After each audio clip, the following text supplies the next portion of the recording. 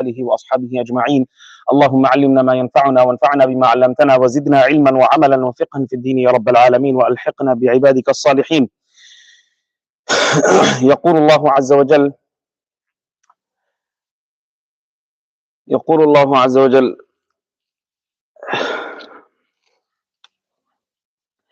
خير إن شاء الله. يقول النبي صلى الله عليه وسلم من يريد الله به خيرا يفقهه في الدين. Here today inshallah on our second lesson on Usoolul Fiqh, we will continue inshallah. Last week we done what are proofs. Proofs are in two categories. One category was muttafaq alayhi category, those proofs which are agreed upon by all the scholars, which is Quran, Sunnah, Ijma' and Qiyas, and muttafaq alayhi, those proofs which are not agreed upon by others, and we went through those 7, and inshallah we're going to go through them in detail later on inside the book inshallah. Then we went on to muttafaq alayhi proofs on the book of Allah subhanahu wa ta'ala. Okay, we went through 9 of those in the last lesson. So today we will go through inshallah how the Quran lets us know if it wants to request something from us. Allah subhanahu wa ta'ala wants something from us. The author has given approximately 7 ways that Allah subhanahu wa ta'ala requests something from us. The first one is Amr. Inna Allah ya'muru bil adli wal ihsani wa ita'i dhil qurba. Verily Allah subhanahu wa ta'ala commands you. The Amr, the word Amara ya'muru, that one comes directly. So Allah subhanahu wa ta'ala commands you with justice, commands you with ihsan.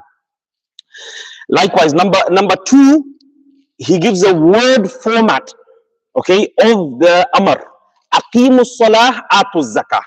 Okay, Aqimus salah atu zakah. Here also it establishes in a word format the Amr. Then we have number 3 to show that it is obligatory with the word kutiba. Kutiba alaykumul qital, kutiba alaykumul qisas, as is given in the example here. Kutiba alaykumus siyamu, for fasting. Fasting is coming in 2 months. So kutiba alaykumus siyamu. Fasting was prescribed upon you, was made obligatory upon you from before. Okay? For you, like those before you. Number 4, here, if you don't do it, you'll be taken to task. For example, innal ahda kana mas'ula. Okay, you're going to be questioned regarding this ahd, this pledge. So this shows that there's responsibility in that command that Allah subhanahu wa ta'ala is ordering you to do. So that's the 4th one. Number 5, information about a deed being good or pious. يَسْأَلُونَكَ عَنِ الْيَتَامَى قُلْ إِصْلَاحٌ لَهُمْ خَيْرٌ. They ask you regarding the orphans. قُلْ إِصْلَاحٌ لَهُمْ خَيْرٌ. To be good to them is best. To be good to them, to be good to the orphans is best. So this is something which Allah subhanahu wa ta'ala requests us to do. So this way of format, that Allah is saying that this is good for us, this is good for us to do, this is another type of request that Allah subhanahu wa ta'ala mentioned in this way. Okay, these are not all of them, of course. Number 6, here we go through an action is mentioned as a result of some condition. In kana dhu usratin fanadhiratun ila maysara. Because of some condition, because of a hardship a person is facing, in kana, in is shartiyya, isn't it? So it shows condition. So in kana dhu usra, if a person is in hard and difficult times, fanadhirat, then give him time, give him respite. Ila maysara, when it is easy for him to repay you back the debt. Okay, this is another way out of shart, out of the condition that the person is in. Okay, Allah may say it in the word, in the meaning of shart, to request you something. Then number 7, there is a promise of reward or good for that action. قَدْ أَفْلَحَ الْمُؤْمِنُونَ. The believers have already succeeded. الَّذِينَ هُمْ فِي صَلَاتِهِمْ خَاشِعُونَ. Those who in salah are khashi'un. Khashi'un, the state of khushu' overwhelms them in salah. Okay, they are extremely humble. They are extremely extreme humility is shown in salah. Full concentration, full devotion is shown in salah all the time, every time, all the time. So قَدْ أَفْلَحَ الْمُؤْمِنُونَ الَّذِينَ هُمْ فِي صَلَاتِهِمْ خَاشِعُونَ. This is an, Allah subhanahu wa ta'ala has already mentioned the reward of it. قَدْ أَفْلَحَ الْمُؤْمِنُونَ. They're already the winners. They're already the winners. الَّذِينَ هُمْ فِي صَلَاتِهِمْ خَاشِعُونَ. This is the quality of those who will be aflaha, those who will be the successful ones. So these are 7 ways of Allah subhanahu wa ta'ala requesting something or ordering something from us as human beings. These are 7 methods. There's more ways, but the author has restricted them to these 7 because these are more common than any others inside the Quran. And there are more examples, of course. These are just some examples that are given inside this kitab that we mentioned last week. Then the Quran also gives prohibitions not to do. Here the author has mentioned 9 ways of how the Quran tells us not to do something. The first one, the words of haram are used. حُرِّمَتْ عَلَيْكُمُ الْمَيْتَةِ. حُرِّمَتْ عَلَيْكُمُ الْمَيْتَةِ. Allah subhanahu wa ta'ala has prohibited. Haram, the word haram is there. يَحَرَّمَ يُحَرِّمُ. حُرِّمَ is in majhul form. حُرِّمَتْ عَلَيْكُمُ الْمَيْتَةِ. Maita is referring to dead corpse. Okay, you cannot eat dead animals. Dead animals are haram for consumption. Number 2, a word of prohibition. Yanha anil fahsha'i wal munkar. Allah subhanahu wa ta'ala prohibits you, forbids you from fahsha, indecency, immorality. Okay? Wal munkar, and evils. Wal baghi, and going above the limits. Okay? Those are mentioned. So Allah subhanahu wa ta'ala prohibits you from all these types of evils and indecencies. So the word prohibition, naha, yanha, that one would come. Or anything similar to naha, yanha. Okay? Number 3, la tulqu bi aydikum ila tahluka. A word of prohibition is given. La tulqu bi aydikum ila tahluka. Do not throw yourselves to destruction. The word destruction shows a word of that you mustn't do this. You know, la, don't do this. La tulqu, don't do this. Bi aydikum ila tahluka. Number 4, the command to stay away from a certain action. Wadaru, don't go next to it. Stay away. Wadaru ma baqiya min al-riba. Leave that which is remaining from riba. Number 5, negation of permissibility. La yahillu. When Allah subhanahu wa ta'ala says it is not permissible for you to do. La yahillu lakum an tarithu nisaa karha. It is not permissible for you to give inheritance, to take away inheritance from women, okay, forcefully. Subhanallah. Number 6, information about evil of an action. Okay, if Allah subhanahu wa ta'ala mentions an action to be evil, then you stay away, and this is a type of prohibition as well. La يحسبن الذين يبخلون بما آتاهم الله من فضله هو خيرا لهم بل هو شر لهم. That they must not think, those who are bakhil, those who are stingy, extremely stingy, of what Allah subhanahu wa ta'ala has bestowed upon them, is good for them, rather it is bad for them. Sometimes wealth is a test, okay? Sometimes wealth is a great test. Now here the point of thing is, Allah subhanahu wa ta'ala calls the action of bukhul, the action of stinginess, to be extremely an evil action. An evil action. So this is the maqsad of the ayah. لا يحسبن الذين يبخلون بما آتاهم الله من فضله هو خير لهم بل هو شر لهم. Allah subhanahu wa ta'ala say, rather it is evil to hold back from than to give to charity. Okay, the person who holds back and becomes very stingy and doesn't give to charity, this is the verse. So Allah subhanahu wa ta'ala himself says this is an evil action. Number 7, like a certain deed not being good or pious. Okay, وَلَيْسَ الْبِرَّ بِأَنْ تَأْتُوا الْبُيُوتَ مِنْ ظُهُورِهَا وَلَكِنَّ الْبِرَّ مَنِ اتَّقَى. So true righteousness, Allah subhanahu wa ta'ala says, righteousness is not that you come from your houses from the back, but rather righteousness is taqwa, true taqwa.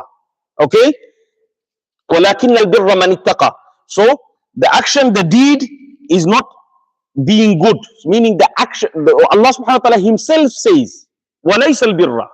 And piousness is not this. This is not what piousness is. Going to the back of the houses.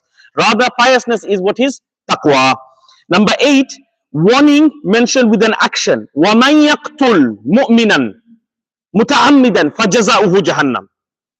A warning is given. Whoever does this, whoever kills a mu'min intentionally, a believer intentionally, فَجَزَاؤُهُ جَهَنَّمُ خَالِدًا فِيهَا. Then his jaza, his reward, his recompense is Jahannam forever and ever and ever. Why? Allah subhanahu wa ta'ala very clearly mentions the warning of it and the jaza of it. The warning is severe, the warning is Jahannam. What is the action? Allah mentions the action as well. If a person murders, if a person murders another believer intentionally, then Allah subhanahu wa ta'ala gives the jaza as well. The recompense of such an action is Jahannam forever. Number 9, فَمَنْ بَدَّلَهُ. So Allah subhanahu wa ta'ala classifying a certain action to be a sin itself. فَمَنْ بَدَّلَهُ بَعْدَمَا سَمِعَهُ فَإِنَّمَا إِثْمُهُ عَلَى الَّذِينَ يُبَدِّلُونَهُ. And whoever changes it after hearing of it, فَإِنَّمَا إِثْمُهُ عَلَى الَّذِينَ يُبَدِّلُونَهُ. Verily the sin of it is those upon those who change it to be a sin. Okay, so this as well, Allah subhanahu wa ta'ala makes the action clear to be a sin. So these are 9 different types of actions which Allah subhanahu wa ta'ala shows us inside the Quran, or 9 ways Allah subhanahu wa ta'ala demonstrates Him telling us that this action is not allowed. We went through 7 ways that through Allah subhanahu wa ta'ala telling us what He requests from us or He orders from us, and 9 ways which He prohibits from us. Now we will state another 6 ways the author has given us here to show something is permissible, something is allowed. What are these 6 ways? Allah subhanahu wa ta'ala, for example, says, وَطَعَامُ الَّذِينَ أُوتُوا الْكِتَابَ حِلٌّ لَكُمْ وَطَعَامُكُمْ حِلٌّ لَهُمْ. And the food of those given the book, Utul Kitab, referring to Jews and the Christians. This is referring to back in the days, Jews and Christians, not this day and age that we live in the West, who are mostly atheists. Okay, and agnostics. They don't believe in any religions. وَطَعَامُ الَّذِينَ أُوتُوا الْكِتَابَ حِلٌّ لَكُمْ. And the food of the Ahlul Kitab, the Christians and the Jews, is halal for you. حِلٌّ لَكُمْ, halal for you. And your food is halal for them as well. Okay, so very clearly Allah subhanahu wa ta'ala says the word halal. If Allah subhanahu wa ta'ala says the word halal, then it's halal, it's permissible. Here, the next way that we understand something is permissible is فَمَنِ اضْطُرَّ غَيْرَ بَاغٍ وَلَا عَادٍ فَلَيْسَ عَلَيْكُمْ جُنَاحٌ أَن تَبْتَغُوا فَضْلًا مِّن رَبِّكُمْ وَفَلَا إِثْمَ عَلَيْهِ. Sorry, فَلَا إِثْمَ عَلَيْهِ. The next one is لَيْسَ عَلَيْكُمْ جُنَاحٌ أَن تَبْتَغُوا فَضْلًا مِّن رَبِّكُمْ. Here, Allah subhanahu wa ta'ala, sin is negated from that action. Allah subhanahu wa ta'ala says it is not sinful for you to do this. For example, a person is forced to. A person is forced in a situation where he does not want more and he does not transgress the limits. Then in that case, it is not sinful upon him to, for example, eat haram. Okay, for example, he's on an island. He's on an island. There's no food at all. He's at the verge of death. In that instance, he only finds a bottle of vodka, a bottle of alcohol. Is it allowed for him to drink it to survive and to live? Yes, it is allowed. Okay, why? Because his life is at risk here.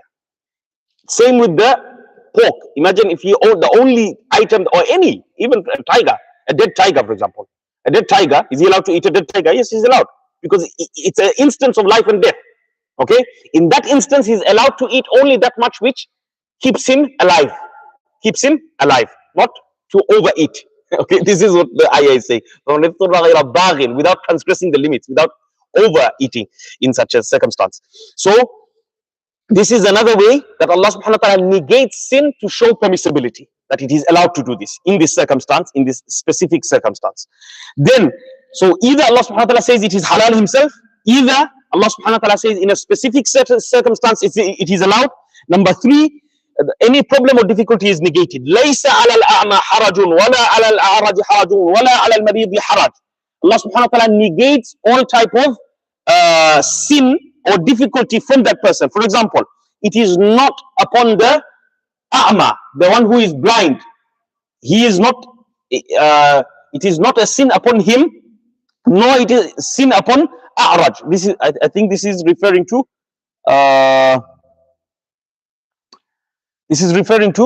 jihad.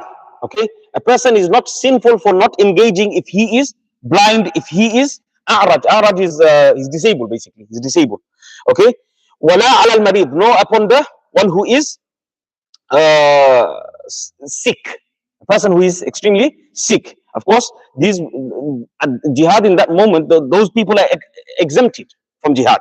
So here it is, what you call, it shows us that it is not forced upon this person to do this action. Number 4, a bounty or benefit is mentioned, and it is explained. وَالْأَنْعَامَ خَلَقَهَا لَكُمْ فِيهَا دِفْءٌ وَمَنَافِعُ وَمِنْهَا تَأْكُلُونَ. An'am refers to cattle, refers to animals that are normally eaten. Okay, animals that are normally eaten: cows, sheep, goats, buffaloes, anything which is normally eaten. Okay, وَالْأَنْعَامَ خَلَقَهَا لَكُمْ فِيهَا دِفْءٌ. For you is that you take warmth. You can use the skins and make them into jackets, isn't it? You make them into leather jackets. And you take many other benefits. You take many other benefits. For example, you drink the milk, you slaughter them, and you have the meat. So this shows that it is allowed and permissible. An'am is permissible for you to eat. Okay, as long as it's done in the correct way, of course. As long as it's slaughtered in the correct way. Number 5, how Allah subhanahu wa ta'ala shows permissibility of an action.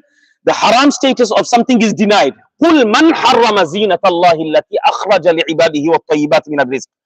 Say, who is the one who made haram?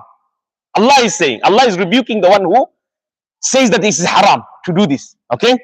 قُلْ مَنْ حَرَّمَ زِينَةَ اللَّهِ الَّتِي أَخْرَجَ لِعِبَادِهِ وَالطَّيِّبَاتِ مِنَ الرِّزْقِ. Say, who made haram the adornments of Allah subhanahu wa ta'ala which He brought forth for His own slaves, for you and me. So, وَالطَّيِّبَاتِ مِنَ الرِّزْقِ, and good rizq. So if you have good rizq, then you can wear whatever you want, you know, as long as it's not haram, as long as it's not gold, pure gold, and it's not silk, like we mentioned in the hadiths, then you're allowed to wear something fancy. It's fine. There's nothing wrong with it. You know, on weddings, we go and wear our sherwanis and all these other things. Alhamdulillah, there's nothing wrong with it. Okay, so قُلْ مَنْ حَرَّمَ زِينَةَ. Here Allah rebukes a person. He denies the haramness of that action. Okay, therefore He shows that it is allowed to do that. Okay, the 6th way Allah subhanahu wa ta'ala shows permissibility in doing an action is Allah created something for us. سَخَّرَ لَكُم مَا فِي السَّمَاوَاتِ وَالْأَرْضِ. Okay, قُلْ هُوَ الَّذِي خَلَقَ لَكُم مَا فِي الْأَرْضِ جَمِيعًا. He has made everything in the heavens and the earth for our benefit. وَسَخَّرَ لَكُم مَا فِي السَّمَاوَاتِ وَمَا فِي الْأَرْضِ جَمِيعًا مِنْهُ. And He has subjugated meaning under your command. You can do as you wish.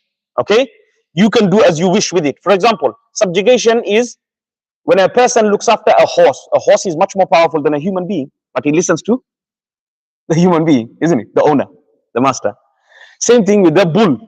A bull can kill the master in seconds, isn't it? One shot and the master is no more. But it listens. It's subjugated. Allah subjugated even the creatures to humans. You'll see them looking after lions and severe, like dangerous creatures. Lions, tigers, they pet them. Why? It listens to the master. Okay, so Allah subhanahu wa ta'ala subjugated this for human beings. Anyway, so these are 6 ways that Allah subhanahu wa ta'ala shows that an action is permissible. Now, so far we have gone through 7 ways which Allah subhanahu wa ta'ala shows us inside the Quran something He wants from us, something He orders us. 9 ways which He prohibits us something inside the Quran, and 6 ways which Allah subhanahu wa ta'ala shows that it is permissible to do that action. Now we are going to go into another understanding of how to understand Quran and Sunnah.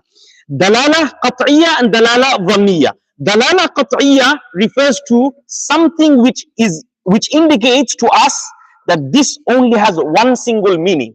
There is no 2 meanings to this. No scholar can open the book of Allah subhanahu wa ta'ala like this and say that, okay, this verse of the Quran has a different meaning to this. No.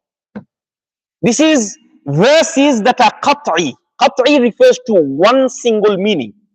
One single meaning. There is no other possible meanings. You understand? There is no other possible meanings. So here, for example, Allah subhanahu wa ta'ala says, الزانية والزاني فاجلدوا كل واحد منهما 100 جلدة. Allah subhanahu wa ta'ala says, as for the adulterer and the adulteress, whip them 100 lashes. This is 100% clear cut, explicit. There is no way in history until the day of judgment any scholar can come and rephrase this, re-explain this, make this into something else. You can't say the punishment of zina is going into jail for 10 years. No. Allah's order is that 100 lashes. That's the punishment. That's the fornicator and the fornicatress. That's the punishment for the Allah subhanahu wa ta'ala stated it again. Yusikumullahu fi awladikum lidhakari mithlu hazzil unthayayn. Allah subhanahu wa ta'ala makes wasiyah upon you that the boy has double that of the female. This is after. This is after you die. Your son gets two shares, and compared to that of your daughter. Why? Your daughter is gonna get money from her husband's house. She's already married, inshallah.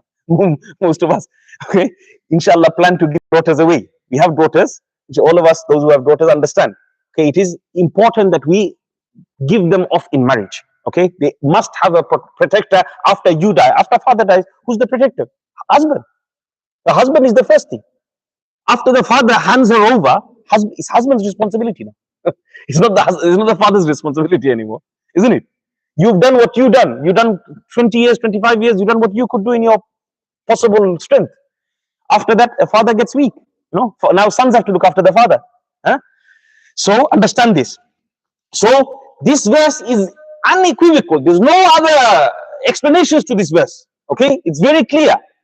So likewise, and then Thanni is another one. Thanni is basically something which has possible meaning, something which a scholar, when he recites the Quran, he says, no, this verse can mean this, and another scholar, a great scholar, this is not us here, we're not talking about ulama of this time and age, we're not talking about ulama of this time and age, we're talking about fuqaha, okay? When they read this verse, they said, oh, it's possible to have this meaning and it's possible to have that meaning in Arabic language.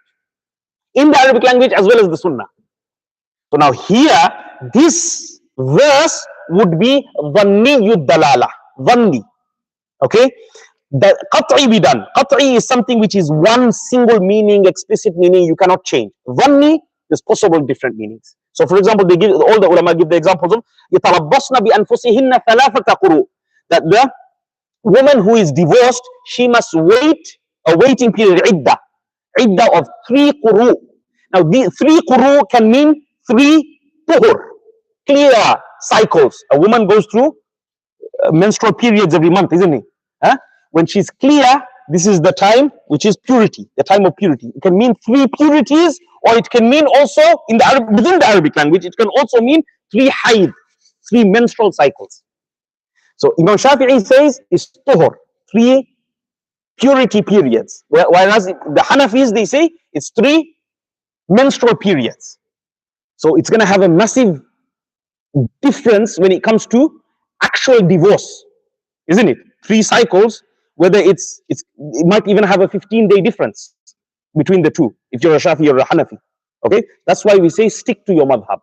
Don't come and say Quran and Sunnah. All the madhabs are upon Quran and Sunnah. Okay, all the madhabs, everything. Without the Quran and Sunnah, there is no such thing as madhab.